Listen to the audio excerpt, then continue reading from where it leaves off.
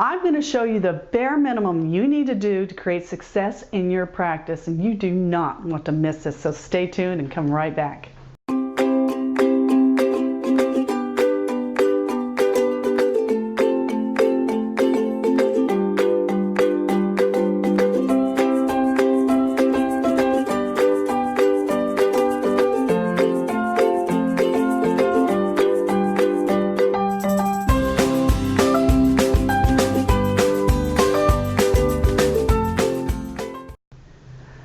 Hi, I'm Ginger Bratzel from New Patient Attraction Automation and gingerbratzel.com. I'm the author of the book, Secrets of Creating a Prosperous Dental Practice. And today I'm going to tell you what you need to do, the bare minimum, to ensure your success. Now, this came from a personal experience. I make no apologies for where I live in the middle of the U.S. in Tornado Alley in the middle of Oklahoma and Oklahoma City.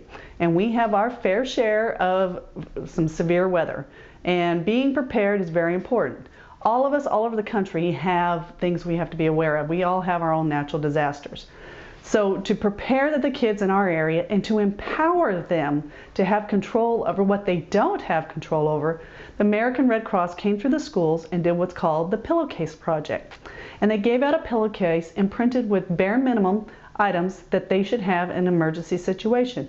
So they gave them a few items in there, like a checklist, but right on the pillowcase it's imprinted what they need to do. So it had a toothbrush, toothpaste, bar of soap, a comforting stuffed animal, a flashlight, and so it keeps us prepared. And if something happened, this is stored underneath their bed, they grab their pillowcase and we seek shelter.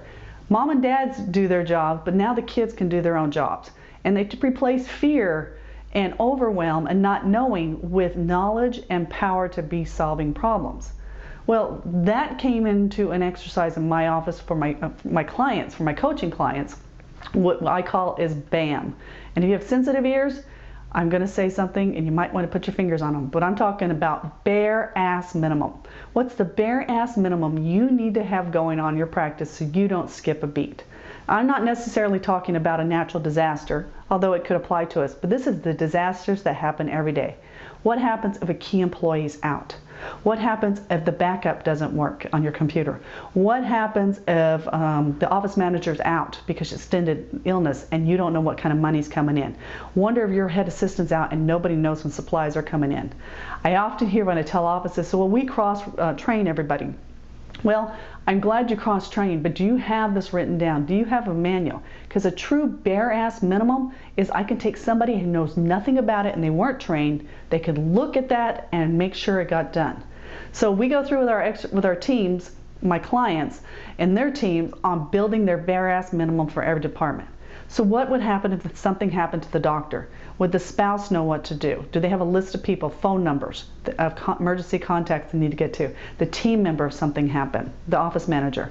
What about if the office manager's out? Who could step in and fill that task with zero training? Maternity leaves happen, illness happens, accidents happen, and then just life changes with practice turnover and team turnover. So this way you have it covered. So we go through with our clients and we identify the key departments in every area. So again, I already talked about the doctor, office manager. What about supplies? What happens if the assistant's out? How do we know we are going to have what we need when we need it so we can keep functioning at high capacity? Because it doesn't take much to derail success. Write that one down. It doesn't take much to derail success. It can be a little pebble under a wheel to stop a whole train. We don't want to be in that kind of situation.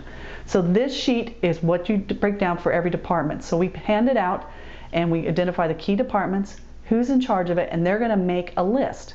Now, to make sure your bare-ass minimum really is effective and it's just not theory, you take it and you give it to somebody else who doesn't work in that department or in that area of the office, and you hand it to them. And can they implement and understand everything in it? If so, you have a complete bare-ass minimum.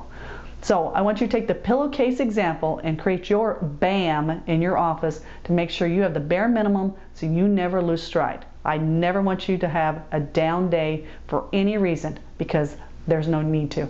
Be prepared and just do the minimum and you'll keep going.